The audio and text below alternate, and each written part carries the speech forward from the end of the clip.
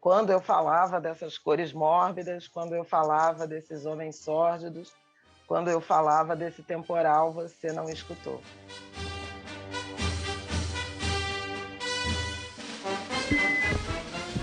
Muita expectativa aqui na frente do Congresso Nacional, todos aguardando a chegada do presidente da Assembleia Nacional Constituinte, deputado Ulisses Guimarães.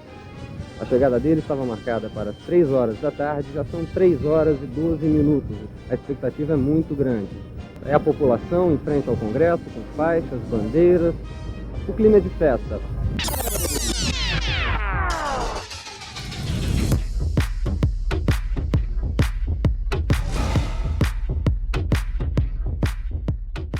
O Brasil é um país profundamente violento e autoritário, né? A nossa sociedade, a forma pela qual o Estado se organizou no Brasil, ele é marcado por uma relação muito tensa com a sua população, sobretudo com aqueles que estão fora do pacto das elites brasileiras. Desse modo, todas as nossas transições elas são marcadas pela permanência do autoritarismo, e, ao mesmo tempo, por uma luta, por uma resistência muito permanente e firme dos grupos que são vítimas dessas formas de violência e discriminação, para poder construir, apesar dessas práticas autoritárias, espaços de liberdade, espaços de cidadania, espaços de justiça. Declaro promulgada o documento da liberdade, da dignidade, da democracia, da justiça social no Brasil. Que Deus nos ajude que isto se cumpra. Nós temos uma Constituição que fez uma promessa de uma nova nação, sem mudanças ainda suficientes no acesso a espaços de poderes institucionais, para que essa concretização de mudança venha a ser dada também pela maior parte da população de maneira representativa. A Constituição é a fotografia do que foi possível naquele momento. Então ela é, de certo modo, o lugar onde deságua muita expectativa social de liberdade, mas ela é também um lugar onde se consegue fotografar um país que não conseguiu efetivamente fazer uma transição democrática, não conseguiu efetivamente expurgar as dores e os sofrimentos da ditadura militar e de todos os outros processos que o país sempre teve de exclusão e de desigualdade. Alguns grupos da sociedade brasileira tinham isso muito nítido, que estavam fora da festa. Mesmo nos nossos melhores anos e com ganhos efetivos, inclusive para essas maiorias minorizadas, era sempre pela fresta que avançávamos. E aí, como essa primeira pessoa do plural, eu falo das mulheres, das pessoas negras, dos povos indígenas. Nós sempre tivemos uma república e uma democracia comandada pelos homens brancos, predominantemente, mais ou menos progressistas, mas sempre o mesmo grupo que tratou de firmar e conduzir os pactos. As leis nesse país elas foram feitas pela branquitude para cuidar da propriedade, né? E para punir pessoas pretas, indígenas e pessoas que foram escravizadas nesse país. Talvez a expectativa fosse muito grande lá, em 1988. A gente avançou, evidentemente, senão não estaria aqui conversando com você. Mas a maioria da população negra vive numa situação de violação de direitos que é uma coisa assim inimaginável, né? As pessoas não conseguem imaginar. Por isso que é importante contar a história, né? Não só o passado, mas expor, né? Expor como essa estrutura racista do século XIX, da escravidão, como esse período grita ainda hoje, reverbera ainda hoje na sociedade brasileira. Então, acho que a pandemia também ela veio para aflorar isso e a gente sobreviveu. Muitas pessoas morreram, muitas pessoas perderam seus familiares. A fake news matou muita gente preta e pobre, que acreditava que a Covid-19 era doença de rico, somente, né, de pessoas brancas. E realmente quem trouxe foram os brancos, né? Quem traz essas doenças para o Brasil e para os nossos corpos são pessoas brancas. A primeira pessoa que morreu no Brasil de Covid foi uma mulher preta, uma empregada doméstica. Vamos direto ao ponto, né? O Brasil é o fim do mundo. O Brasil, como essa sociedade que é produto da colonização e é entendendo a colonização como essa comunidade global fundada na violência, fundada no extermínio, na aniquilação, como um meio de prosperidade para a branquitude eurodescendente. Então a gente precisa entender o bolsonarismo ou a ascensão das milícias como parte continuada dessa história de aniquilação. Os movimentos sociais estavam apontando, olha, tem uma ditadura na prática. E essa chamada aí que eu chamei aqui muito genericamente de elite política, estava falando da consolidação da democracia, do quanto a gente estava longe daquilo que era o autoritário. E 2012, 2014, o golpe já estava sendo anunciado, muito evidentemente. Não é na bola de cristal, estava sendo anunciado na nossa cara. E a visão de boa parte dessa análise política era de que era a laranja podre, ao contrário, a gente estava num momento de maior consolidação democrática. Então, esse descompasso entre o termo não é muito agradável, mas entre uma elite política democrática e as lutas sociais foi muito grande, né, nessa reta final de subida aí do bolsonarismo, né? A ação política da extrema-direita no Brasil e no mundo nos últimos anos, ela atualizou, de certo modo, algumas estratégias já bastante antigas das elites políticas brasileiras de não só produzir exclusão, de ampliar o fosso que separa os que participam das decisões políticas daqueles que são postos para fora, como também disseminar no conjunto da sociedade uma série de valores de ódio, de eliminação física, inclusive, das pessoas que são vítimas de violência e discriminação e de terror psicológico nesses grupos da sociedade, que foi muito eficaz, lamentavelmente eficaz, no sentido de reintroduzir o medo com muita força na equação política brasileira. Vamos fuzilar a petralhada aqui do Acre, hein? Vamos botar esses picareta pra correr do Acre. É um país de hiperconcentração de renda, é um país violentíssimo. Veja o sistema penal e o sistema policial que nós temos. É um país ainda profundamente preconceituoso, misógino, racista. A história do povo brasileiro é uma história contada a partir de uma minoria. Sempre foi assim. É uma guerra colonial, ela começa lá atrás, né, quando se iniciou o extermínio dos povos indígenas, continuou com todo o processo de sequestro dos africanos e depois da abolição, com a formação das favelas, das grandes cidades, com periferia, a ditadura estatizando esse modelo colonial totalmente, né? Então, muito claramente, claro, estamos em guerra e não é uma guerra disparada pelo bolsonarismo. Ele é uma variante desta guerra. A gente tem invasões nas favelas, nas periferias, a gente tem pessoas morrendo de fome, a gente tem racismo, a gente tem violência sexual, a gente tem violência contra mulheres.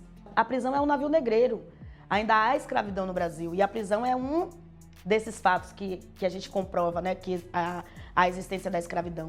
Além de presídio cheio de corpos negros, temos também os hospícios, os manicômios. É uma guerra da branquitude, dos ricos contra preto e pobre. Há uma guerra contra os povos indígenas. Essa guerra não acontece agora, é desde 1500. É uma constante invasão, exploração ilegal de madeira, de garimpo, né? Nos territórios não demarcados. É um conflito permanente nessa disputa territorial para que o Estado demarque esses territórios, e aí tem essa briga constante, né, dos indígenas com os vizinhos, né, seja com o fazendeiro, seja com o agronegócio, né, porque são ataques diários ali, são capangas, né, atirando, sequestrando, matando pessoas na estrada como se fosse acidente, na verdade, né, são crimes assim, proposital, né? Então é um estado permanente de conflitos. A guerra é o formato da ação política no Brasil. Então esses N sujeitos políticos que hoje compõem esse cenário e essa nossa conversa, eles não são uma produção social somente, eles são uma produção dessa guerra. Então a gente se prepara para ser militante do movimento dos direitos humanos. O que quer dizer isso? Eu estou me preparando para uma guerra. O meu discurso é o do conflito. Eu sei que eu vou para uma luta, é a luta social, né? Em algum momento do começo da minha transição, que também não acabou, lá para 2012, eu comprei um spray de pimenta e depois um canivete semiautomático. E nisso, depois de muito tempo, eu fui entender isso com o fato de eu viver numa guerra. Eu estava me armando. Eu preciso andar armada. A expectativa de morte das travestis no Brasil é de 35 anos de idade. Travestis essas, em sua maioria, racializadas, né? E por que a minha vida era ameaçada também? Porque eu acho que eu também sou esse outro mundo que precisa ser apagado, que precisa ser aniquilado. Mas a revelia desse mundo, né? Eu tô aqui. Nós estamos aqui. Essas vozes dissonantes que o Estado às vezes não reconhece como partícipes importantes na demanda por direitos, elas são fundamentais, não só porque elas trazem a diversidade, mas porque elas trazem a ponta, elas trazem aquilo que está acontecendo nas franjas do país, são elas que estão ali na dinâmica, no dia a dia das relações conflituosas, seja no campo, seja nas terras indígenas, seja nas periferias da cidade. Essas vozes são fundamentais para mostrar a necessidade de onde o Estado precisa estar. Os defensores de direitos humanos, em geral, estão muito desprotegidos pelo Estado, estão fazendo um papel fundamental, mas estão muito desprotegidos desse Estado que olha, às vezes, para esses defensores ainda com a lógica do inimigo interno. Isso é muito ruim. Como é que a gente muda isso? A gente muda isso com o Estado mais próximo, com políticas públicas de proteção dessas pessoas, a gente muda isso com responsabilização dos sistemas de justiça, dos atores dos sistemas de justiça. E aí a gente está falando de sistemas de segurança pública, a gente está falando também de juízes, de promotores, que têm papel fundamental na responsabilização dos crimes que são cometidos diariamente contra essas pessoas.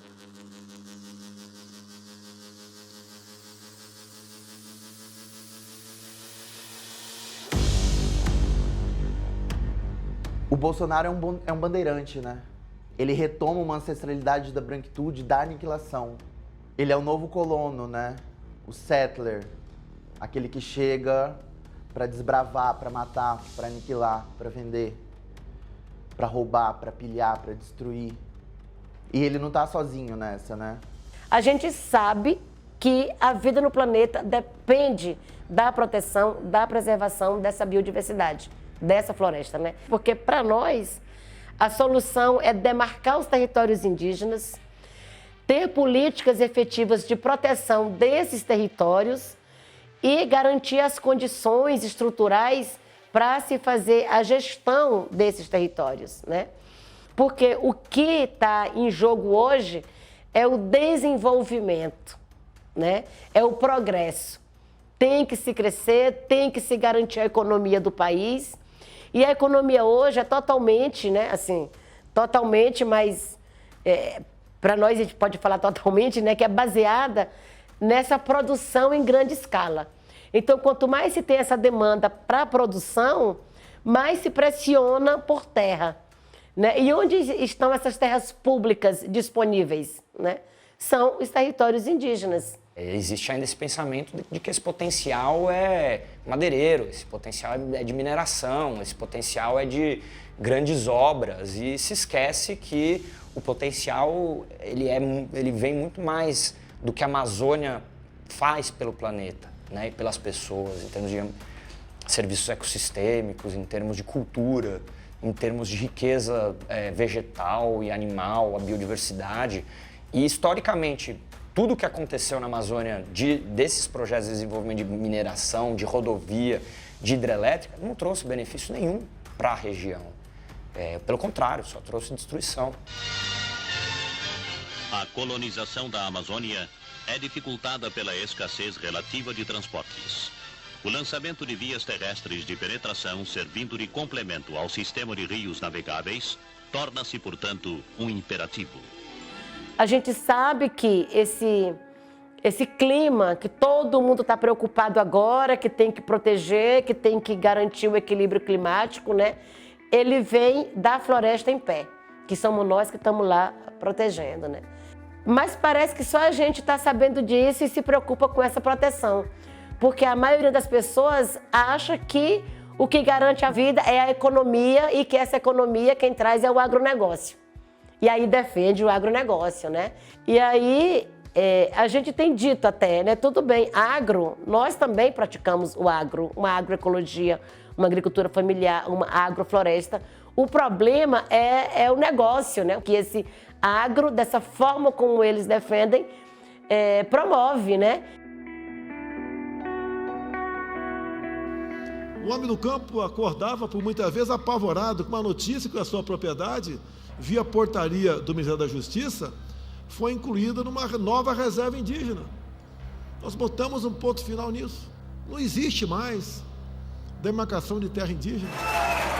Não vai ter 1 centímetro demarcado para reserva indígena ou para quilombola.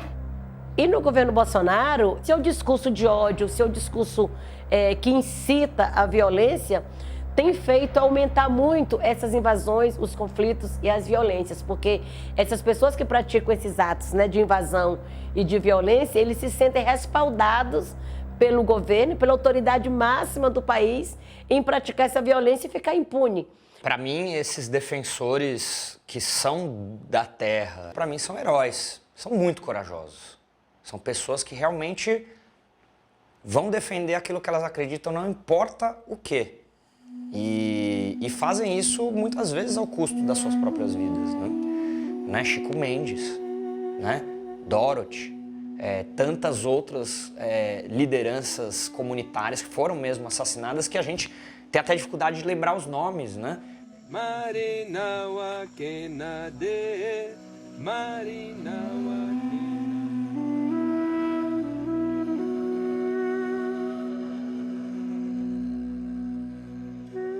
Essa pandemia, ela precisa deixar algumas lições, né? As pessoas precisam tirar muito do que foi essa grande perda que aconteceu no mundo inteiro, né? E que vem desse desequilíbrio ambiental, que vem dessa destruição, né, provocada pelos humanos.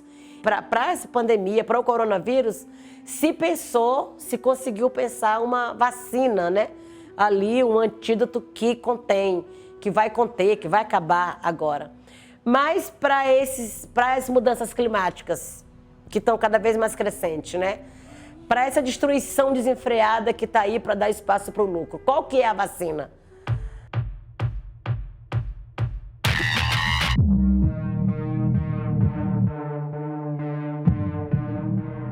Há uma ideia de que as violações de direitos cometidas por esse aparato podem ser resolvidas tirando o discurso de guerra ao inimigo e adotando o discurso de pacificação e produzindo uma maior eficiência do aparato policial militar. Então, ou pagando melhores salários, ou equipando melhor, ou aumentando o efetivo. Então, tudo isso acaba por camuflar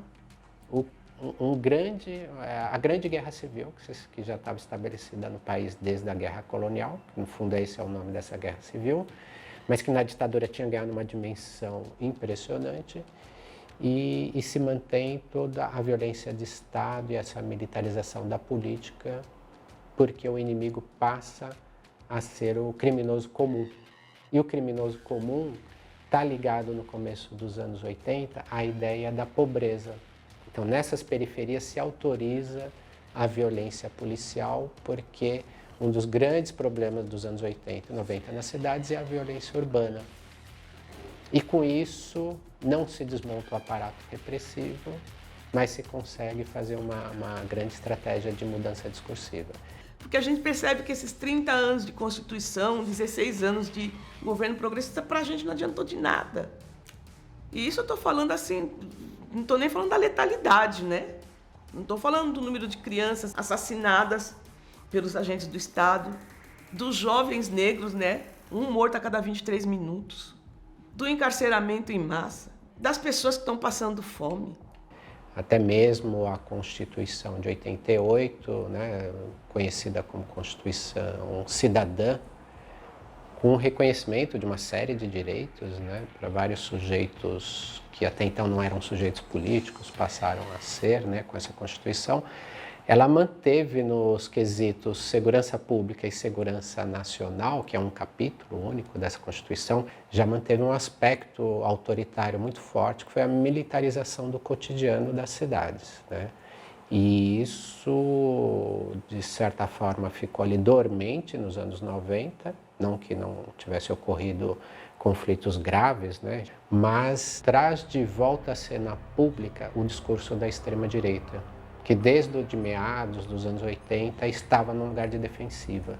É muito simbólico, né? Ali eu acho que foi o recado desse setor conservador, dessa extrema-direita brasileira, dos militares e das milícias, né? Vamos dizer que matar a Marielle é parte desse processo de recado para dizer, olha, nós viemos aqui para eliminar a luta social. Para a população negra, o que é inegociável hoje é a nossa vida. Já começa por aí. A política de segurança, rever segurança pública, rever a atuação dos agentes do Estado, né, que são responsáveis por essa segurança pública, né? Rever o que a gente entende por segurança pública. A gente não pode mais continuar nesse modelo que mata crianças à torta e à direito aí sempre. Eu só quero ser feliz, andar tranquilamente na favela onde eu nasci e poder me orgulhar e ter a consciência que o pobre tem seu lugar. Na madrugada do dia 1º de dezembro de 2019, 9 jovens foram mortos durante o baile da 17 em Paraisópolis depois de uma ação policial. Os 31 PMs envolvidos estão afastados das ruas até hoje, segundo a Secretaria da Segurança Pública de São Paulo, mas nenhum deles foi indiciado até agora. A Corregedoria da Polícia Militar chegou a pedir o arquivamento do caso, alegando que os policiais agiram em legítima defesa. Vai morrer! Vai morrer! Vai morrer todo mundo! É o objetivo da luta e eu tenho um filho menor, hoje tem 12 anos, tenta acreditar que ele vai ter um futuro. Eu quero acreditar que esse meu filho que sofre muito, sabe? Ele perdeu o irmão e ele perdeu a mãe, porque eu não sou mais a mãe que eu era. Eu continuo sendo presente, mas eu tô sempre ausente. Eu continuo me esforçando, mas é tudo por dever. Não tem mais... Quebrou alguma coisa muito grande, sabe? E eu quero acreditar que o que meu filho perdeu hoje, ele vai ganhar no futuro, que ele vai ser um homem digno, que ele vai ter direito à vida e que eu vou ter direito a ele para sempre.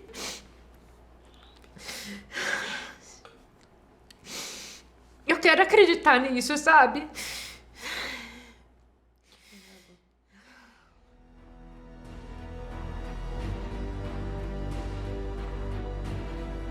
A gente não vai ser as últimas, porque depois dos nossos, já morreram muitos. Eles já mataram muita gente e eles continuam matando. Então eu aprendi que eu preciso lutar. E eu vou falar para você o que eu mais aprendi, que eu tenho aprendido dia após dia. Eu estou aprendendo a lutar. Eu ainda não sei. Eu quero um dia poder bater de frente com o Estado, falar com as palavras certas. Hoje eu não vou me calar mais, porque eu aprendi o meu lugar de fala. Eu aprendi que eu tive meu filho assassinado, então eu posso falar o que eu quiser, na hora que eu quiser, para quem eu quiser. A morte do meu filho é uma questão política. Eu não tinha esse entendimento. Eu não tinha. E eu não aceitei isso, porque para mim político era quem estava lá nos palanques, político era quem estava lá se candidatando para prefeito, vereador, presidente. Isso era político. Mas eu não sabia do peso da política. E hoje eu falo para você, com toda a sabedoria que Deus me deu, a morte do meu filho foi uma questão política, sim. Uma política de morte. Essa é a política. Acabando com a nossa juventude, acabando com famílias, destruindo lares.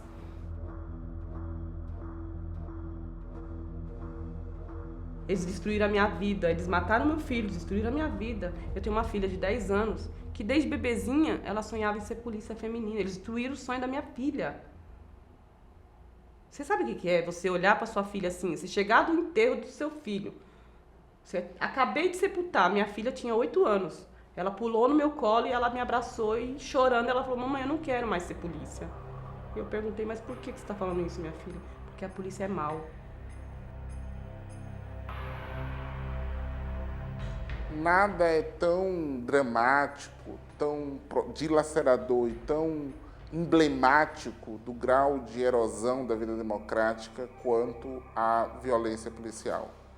A experiência de mães, de irmãs, de companheiras que perdem os seus companheiros na guerra, que uma parcela do Estado brasileiro celebra contra essas comunidades, contra essas pessoas, contra esses grupos, é a expressão mais cruel do fracasso de um projeto de democracia no Brasil. Então, me parece que o grande desafio jurídico é a gente encontrar estratégias que chamem à responsabilidade todos os atores que compõem essa cena. A parte visível dessa cena são os policiais que apertam o gatilho, muitas vezes, que matam e que, às vezes, morrem numa guerra absolutamente cruel. Mas eu acho importante que quem atua, sobretudo os personagens da luta política por direitos, os atores jurídicos dessa história, responsabilizar os atores do sistema de justiça que constroem essa cena de guerra. Um juiz, um delegado, um promotor de justiça, um governador de estado, um presidente da República, um secretário de segurança pública, que participa de decisões, que autorizam operações policiais fracassadas, que são vocacionadas a deixar corpos de pessoas pretas no chão, precisam ser chamados à responsabilidade de dizer: esses atores são também responsáveis pelo choro dessas mães. E esse choro dessas mães precisa ter força política e nós precisamos cooperar para o reconhecimento da força política dessas vozes, desses gritos dessas mães, como o principal antídoto político, mas também jurídico, de interrupção dessa máquina de guerra. Essa me parece a tarefa dos atores do sistema de justiça que têm responsabilidade com os juramentos que fazem. Nossa festa hoje é a homenagem à luta contra as injustiças raciais, da luta dos oprimidos, daqueles que nunca tiveram vez nem voz. Palmares significa isto. Nós passamos por um processo de transição da ditadura para a democracia sem uma justiça de transição que traga elementos como verdade e justiça.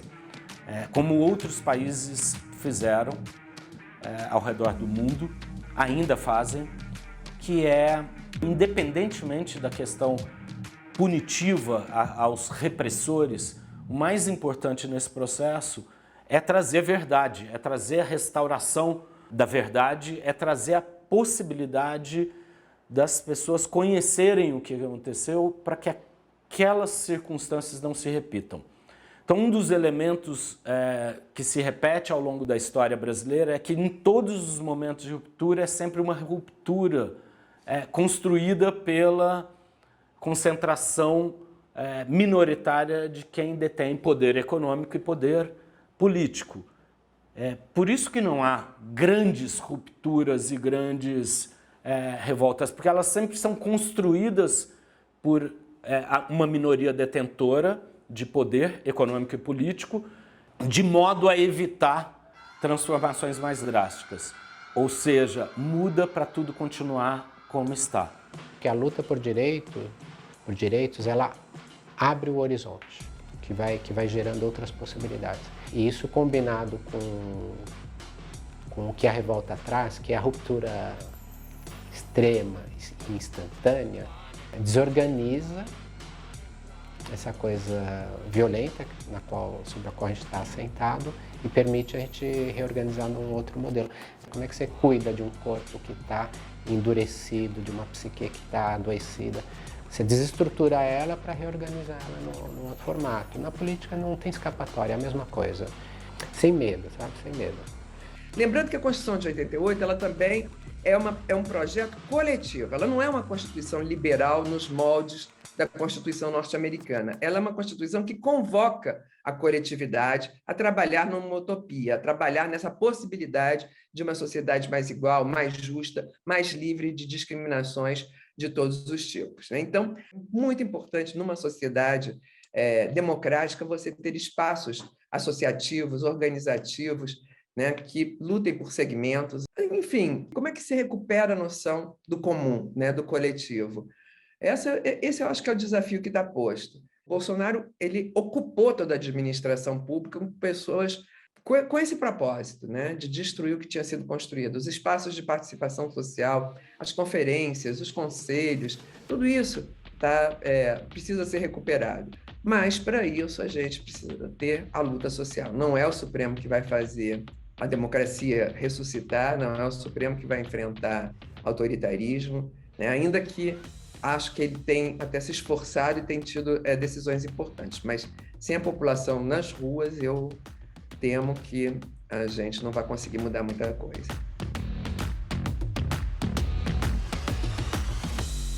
Qualquer regime de exclusão, ele joga, sobretudo, o jogo da disputa da linguagem e da disputa da cultura. É sempre aí que está a grande chave das experiências de dominação, ou seja, é a possibilidade de dizer como o mundo é e dizer como se vive, ou seja, na linguagem e na cultura, que os poderosos afirmam o seu poder e se perpetuam como poderosos. A ideia de que a inclusão pontual de pessoas negras, de mulheres, de pessoas trans em espaços periféricos do poder, a ideia de que essa inclusão parcial, precária, é suficiente, é parte desse jogo de linguagem e desse jogo cultural, que quer nos distrair do que é o debate fundamental, que é o debate da democratização do poder.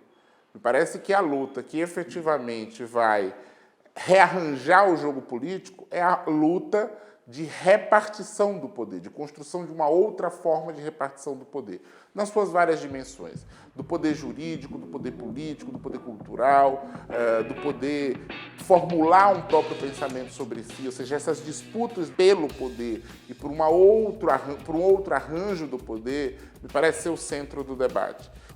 Então, para a gente desordenar esse mundo, a gente precisa também insurgir o inconsciente. A gente precisa fazer uma revolta na imaginação. A gente precisa imaginar também outras formas de habitar esse mundo. É preciso relembrar Palmares e é preciso também imaginar Palmares, inventar Palmares. Esse fim do mundo e esse outro mundo que foi Palmares polinizou, né? Isso que se chama de Brasil.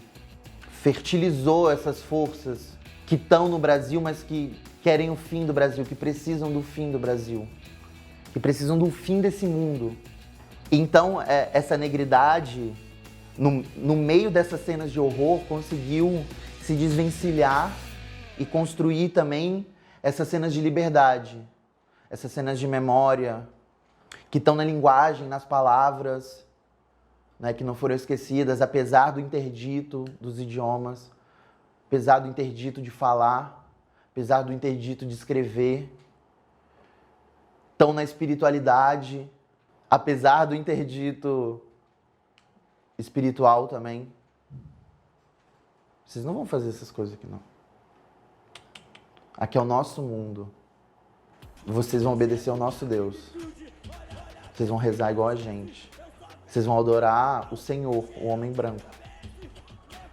E essa negridade desobedeceu esses interditos, né? Essas cenas de liberdade também estão na música, nos batuques, na gira, na dança, na capoeira, no samba, no terreiro, nos slams, na cena house ballroom, nos saraus, nos bailes.